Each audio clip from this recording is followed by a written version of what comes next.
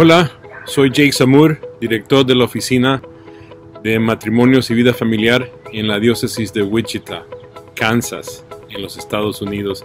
Es un gran placer, un privilegio estar nuevamente compartiendo con ustedes en esta segunda virtual Congreso de la Teología del Cuerpo. Amar más. El amor lo explica todo. El amor de Dios, claro que sí, pero el amor humano también, que está destinado a participar en el amor divino. Bueno, hermanos, mi plática se trata de descubrir la espontaneidad en el corazón humano, una verdadera espontaneidad. ¿Qué pensamos cuando hablamos de algo espontáneo? Creo que se nos viene a la mente, por lo menos a mí, algo que yo hago inmediatamente cuando yo respondo a algo que pasa, a un evento, a un pensamiento o algo que alguien dijo. Siempre es una reacción de lo que está ocurriendo. Y a veces también es la tentación, cuando llega una tentación o cuando llega una atracción. Y queremos ver primero, quiero darles un poquito la visión de Juan Pablo II sobre la persona humana y dónde nos vamos a fijar hoy sobre lo que vamos a hablar de la espontaneidad y de qué se trata. Porque muchas veces en la moral cristiana tenemos un entendimiento siempre algo reductivo de qué es lo que la iglesia enseña, qué es lo que Jesús nos está llamando. Y es muy importante para nosotros y nos quedamos, creo yo, en una manera legalista, siguiendo un montón de reglas. Yo sé que muchas parejas que vemos en la preparación matrimonial, en los talleres de enriquecimiento que hacemos, siempre ellos vienen con una visión muy reductiva de lo que la iglesia enseña. Entonces queremos hablar un poquito sobre eso, queremos darle una visión panorámica, ¿no? Siempre hay que ver exactamente lo que estamos tratando de hablar, pero también de dónde viene, la razón por la cual. Y eso es lo que Juan Pablo II trató de hacer, como ustedes saben, en la teología del cuerpo. Es dar esa visión, como poner los lentes, ¿no? Donde podemos ver claramente cuál es la visión, cuál es el designio de Dios para el hombre y la mujer, creados a imagen y semejanza de Dios. Y como todos sabemos, ¿no? El Papa lo hizo en la teología del cuerpo por algo muy estrecho, grande de 5 años, ¿no? Y la primera parte, todos la sabemos, el Papa se fija en las palabras de Cristo a los fariseos, donde le llegan a preguntar sobre el divorcio y los lleva al principio. ¿Cuál es nuestro comienzo? ¿De dónde venimos? ¿Cuál es el designio de Dios? ¿Cuál es el plan de Dios para nosotros? Ese plan de amor, ese llamado a ser una sola carne. Y sabemos que en este tríptico que nos da Juan Pablo II en la teología del cuerpo, también la tercera parte es nuestro destino, ¿para dónde vamos? ¿Cuál es nuestro destino final? ¿A dónde? ¿Cuál es esa reunión con Dios? Esa comunión, el cara a cara que dice San Juan, ¿no? Pero mi plática se fija en la parte segunda, la llamada de Jesús al corazón humano, la llamada de Jesús a tratar de sanar el corazón. Pongámonos a pensar, la ley de Dios que los israelitas, ¿no? Fue una bendición para ellos porque para ellos esa ley les dio la guía de la manera como tenían que vivir. Pero esa ley fue escrita por Dios, por el dedo de Dios, dice en el Éxodo, ¿no? Que fue escrita en una piedra, las piedras que trajo Moisés cuando bajó de la montaña, ¿no? Pero lo que está tratando de decir Juan Pablo es que Jesús escribe, Jesús es Dios, con su dedo en el corazón del hombre. Acuérdense, cuando Jesús estaban tratando de condenar a la mujer que fue que la querían apedrear, ¿no? Jesús viene y empieza a escribir en la arena. San Agustín dice que Jesús escribe en la arena, que es el lugar fértil del corazón del hombre. Entonces lo que Jesús quiere hacer es escribir la ley del amor de Dios, la ley de Dios que es de amor, en el corazón del hombre. No para juzgarlo, no para condenarlo, no para tenerlo en un estado de sospecho como todos a veces pensamos, que el hombre no puede cambiar, que la mujer siempre es así, el hombre siempre es macho, sino que para sanar, para redimir el corazón del hombre. Entonces que el Papa Juan Pablo II viene y se fija en las palabras del Sermón de la Montaña, otra montaña, pero en este caso Jesús dice: ustedes han oído hablar de lo que dice: no cometerás adulterio, pero yo les digo que el hombre que ve a una mujer con malos deseos, con lujuria, ya cometió adulterio con ella. Qué increíble, ¿no? Son palabras rigurosas, ¿no? Son palabras severas que Jesús nos está dando. ¿Nos está condenando Jesús? ¿Nos está acusando? O el Papa dice, o nos está llamando. Es una llamada para otra clase de vida, una llamada para una manera diferente de ver el mundo, una llamada para ponernos los lentes indicados para poder ver claramente. Entonces, es allí donde podemos descubrir lo que el Papa está tratando de decir, que tenemos que aprender a juzgar nuestros movimientos interiores. Tenemos que aprender a ver, a releer el significado del cuerpo, a releer lo que Jesús viene a darnos, que Él viene a ayudarnos a descubrir. Entonces quiero también leer un poquito de esa parte que a mí me encanta de Juan Pablo II. Como ya les dije, estamos en la segunda parte, y en esta segunda parte es donde el Papa Juan Pablo pasa el más tiempo en la teología del cuerpo. La parte más grande de la teología del cuerpo es la segunda parte. ¿Por qué? Porque es la parte de nuestra realidad, de nuestra historia. Y quiere Juan Pablo estar seguro que nosotros entendamos, yo diría, cuáles son las posibilidades que están abiertas para nosotros por la redención de Cristo.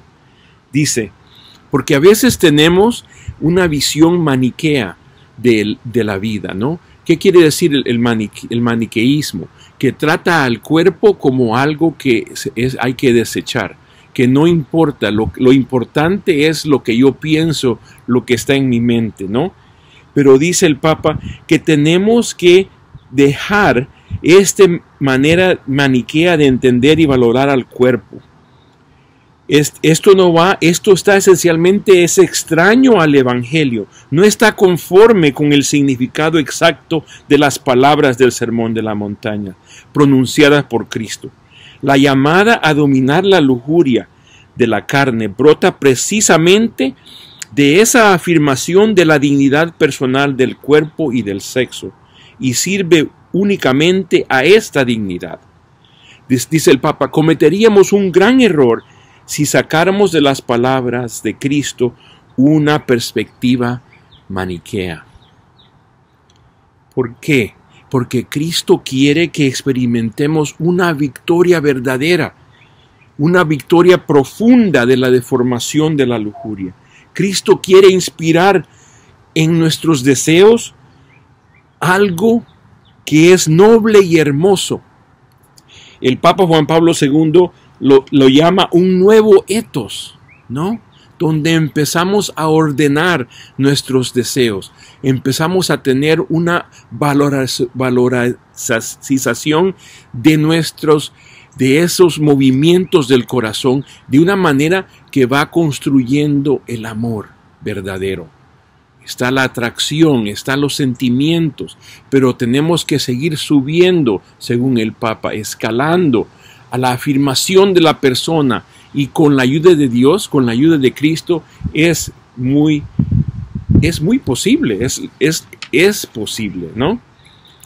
También el Papa nos dice que es necesario que todo hombre y toda mujer encuentre el significado esponsalicio del cuerpo.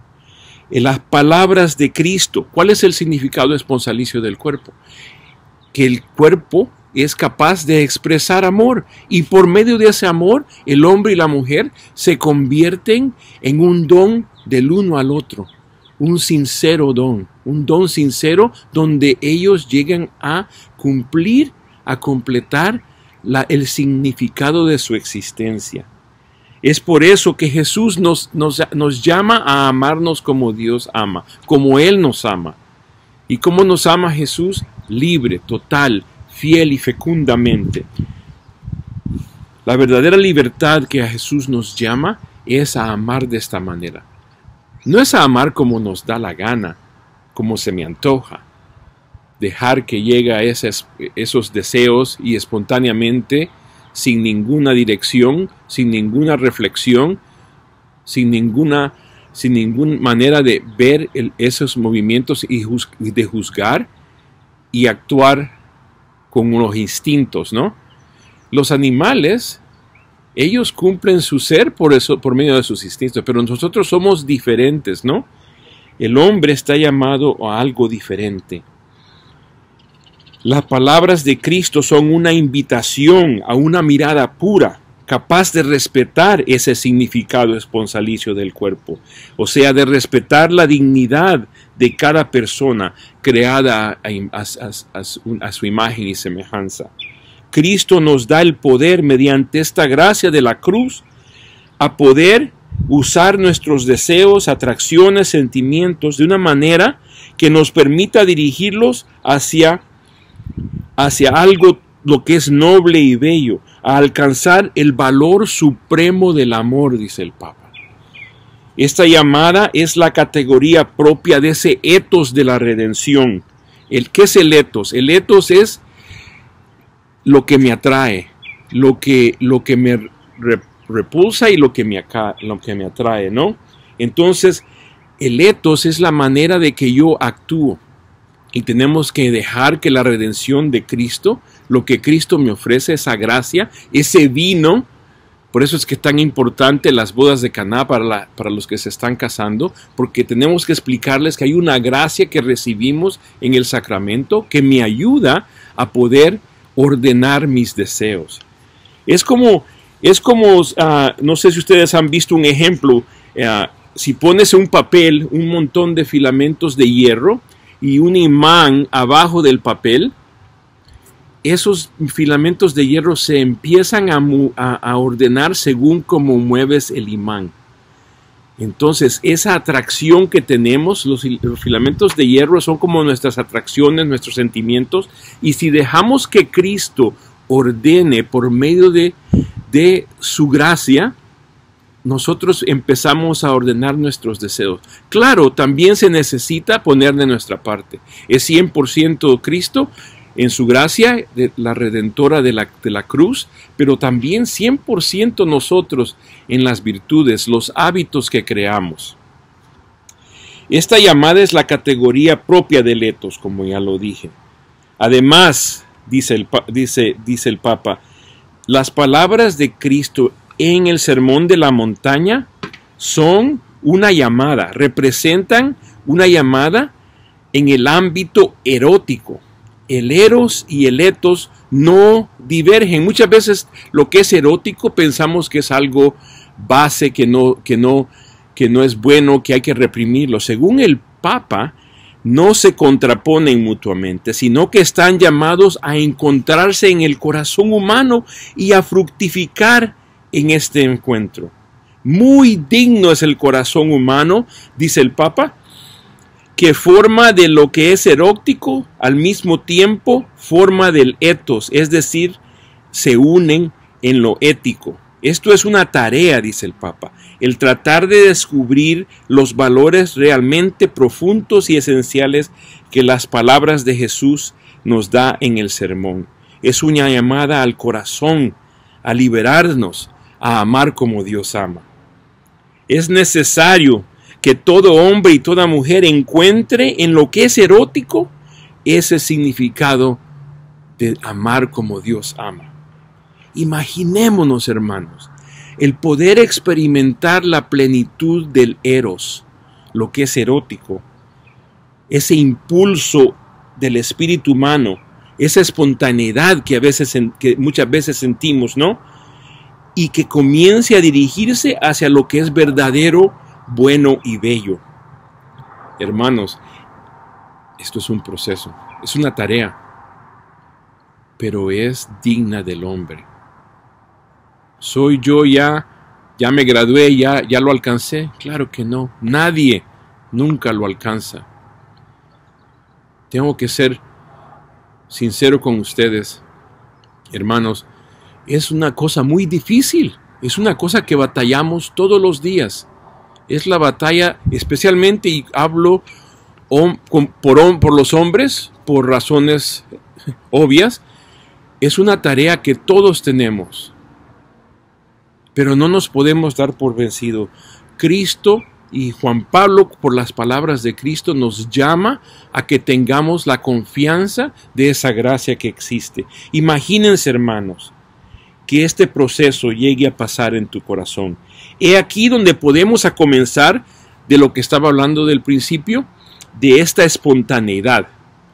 Muy frecuente como ya lo dije, ¿no? Se juzga que lo que es el etos, lo que nos atrae, debe de ser sustraído de la espontaneidad, lo que es erótico en la vida. Pero hay un gran error, dice el Papa, y si nos quedamos ahí, nunca llegaremos a las dimensiones plenas del eros.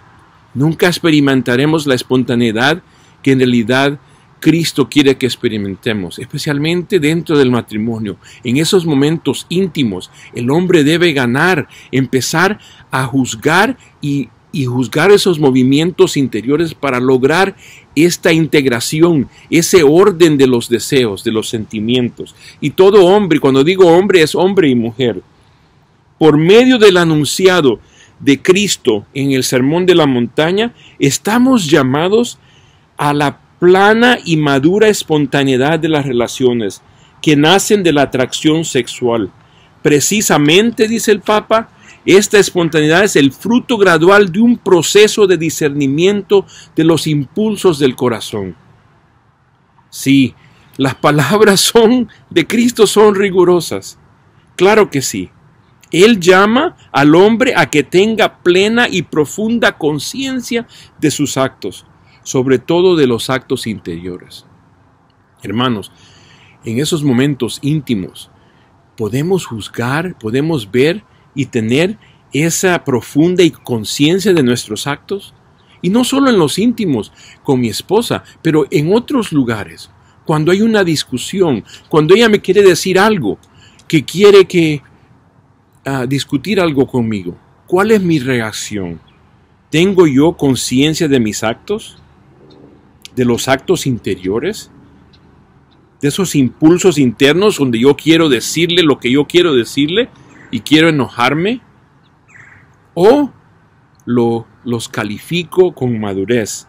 Las palabras de Cristo exigen que en esta esfera, que parece pertenecer al cuerpo y a los sentidos, o sea, al hombre exterior, sepa ser verdaderamente del hombre interior.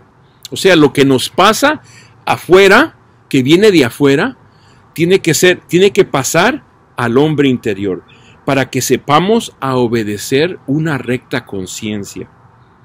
Sepa ser el auténtico señor de esos propios impulsos íntimos, como guardián, dice el Papa. Por eso es que me encanta este año de San José, el guardián de la familia, de la Sagrada Familia. Tenemos que pedirle a San José que nos ayude a ser guardián, un buen guardián, vigila una fuente oculta, que podamos dirigir y podamos sacar de todos estos impulsos lo que es conveniente para la pureza del corazón, ¿no? Construyendo con conciencia, dice el Papa, y coherencia ese sentido personal del significado esponsalicio del cuerpo, que abre el espacio interior de la libertad del don. Cuando empezamos a recibir, dejar esa gracia y empezamos a tener conciencia de estos impulsos, entonces empezamos a tener este espacio interior para actuar libremente, no reaccionar por una tentación, no dejarnos llevar por una imagen que vimos, no dejarnos llevar por eso que nos va a traer algo que nos va a enojar, ¿no? Porque queremos decir lo que tenemos que decir. Todo esto viene en el mismo campo. Si el hombre quiere responder a esta llamada expresada en el Mateo 5, o sea, en el Sermón de la Montaña, tenemos que aprender con perseverancia y coherencia lo que significa el cuerpo. Ahora, dice el Papa, esto es algo difícil, claro, eso es una ciencia que de hecho no puede aprenderse solo de libros, tiene que ser aquí del conocimiento profundo de la interioridad humana. Dice el Papa, es una multiforme riqueza de la señal del don sincero. O sea, es donde yo me entrego libre, total, fiel y fecundamente. Y tengo que empezar a juzgar si eso es lo que estoy haciendo o estoy actuando con el signo de la lujuria, ¿no? Tenemos que saber la diferencia. Y aunque dice el Papa, estas variantes son internos de los movimientos del corazón, tienen un límite y se confunden entre sí, dice el Papa. Sin embargo, se dice que el hombre interior ha sido llamado por Cristo a adquirir una valorización madura y perfecta. Efectivamente, debe llevar a discernir y juzgar los varios motivos de su mismo corazón. Y esto, que lo vuelvo a repetir, hermanos, es una tarea digna de nosotros. Estamos llamados a esto, especialmente si queremos experimentar esta espontaneidad verdadera de la que estamos hablando. Porque una cosa es la satisfacción de las pasiones y otra es la alegría que el hombre encuentra en poseerse más plenamente a sí mismo.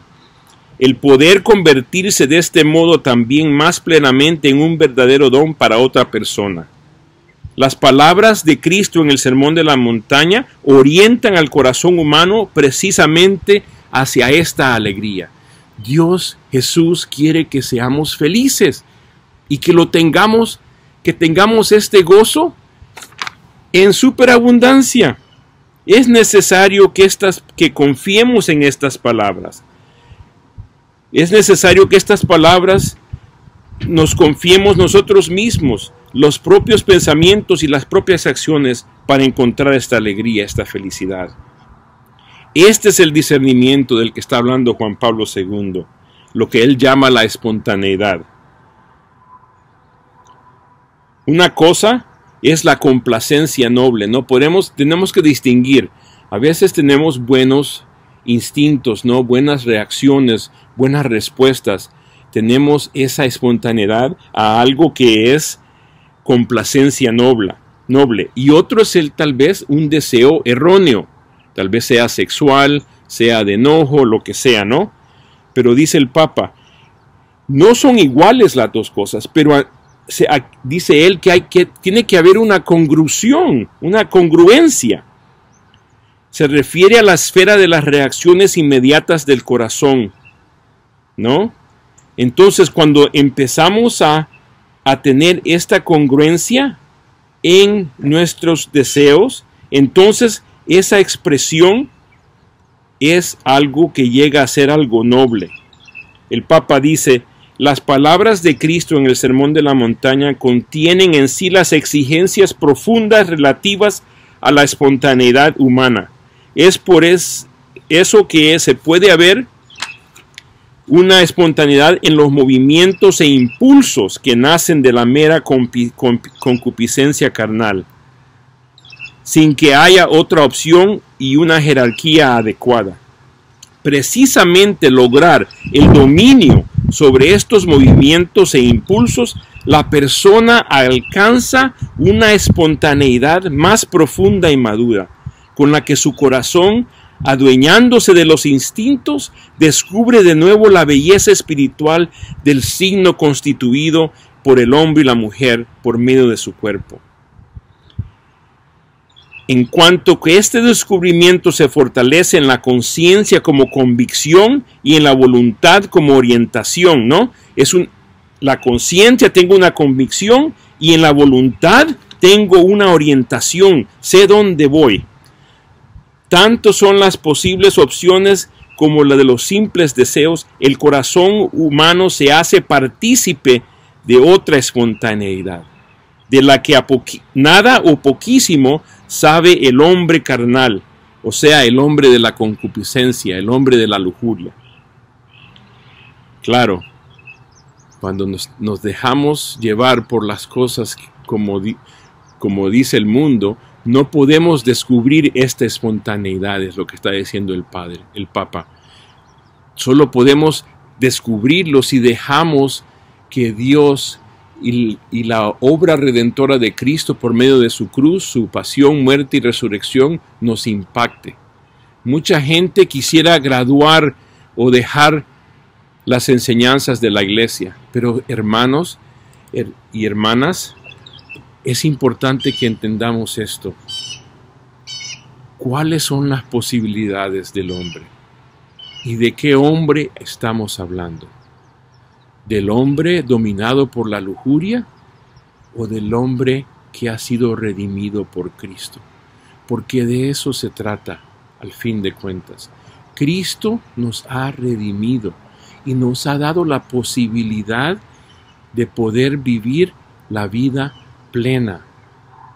El amor es la respuesta para todo. El verdadero amor, el amor que ha sido derramado en nuestros corazones y que nosotros estamos llamados a compartir con los demás, con mi esposa, con sus hijos, con mis hijos, con la gente que conocemos. Estamos llamados a tener una convicción en nuestra conciencia y una orientación. Cristo nos ayuda a orientar por medio de la caridad que recibimos de Dios. Si somos humildes suficientemente para decir, Señor, ayúdame, yo no puedo hacerlo por mí mismo, déjame ser un instrumento de tu amor. Si nos abrimos nuestro corazón y dejamos que Dios nos impacte en nuestras vidas, podemos cambiar el mundo, podemos cambiar nuestros matrimonios, podemos cambiar nuestras relaciones con otras personas, podemos cambiar nuestras relaciones con nuestros hijos, si dejamos que Dios impacte nuestras vidas. Hermano, los dejo con este pensamiento. Que Dios los bendiga. Solo en el misterio de la redención de Cristo están las posibilidades concretas del hombre. El hombre está llamado, ha sido redimido, y eso se debe no a la imperfección de Cristo. Si el hombre no puede, sigue pecando, si ha sido redimido, no es porque la imperfección de Cristo, sino a la voluntad del hombre de sustraerse a la gracia que brota de este acto. Hermanos, Cristo tiene las palabras de vida eterna. Espero que podamos seguirlo, que podamos seguir tratando. Nunca nos demos por vencidos. Yo no me voy a dar por vencido. Usted no se deje de dar por vencido nunca. Siempre pídele a Dios que le ayude y que lo guíe. Que deje que esa gracia redentora de su cruz impacte su vida y la vida de otras personas.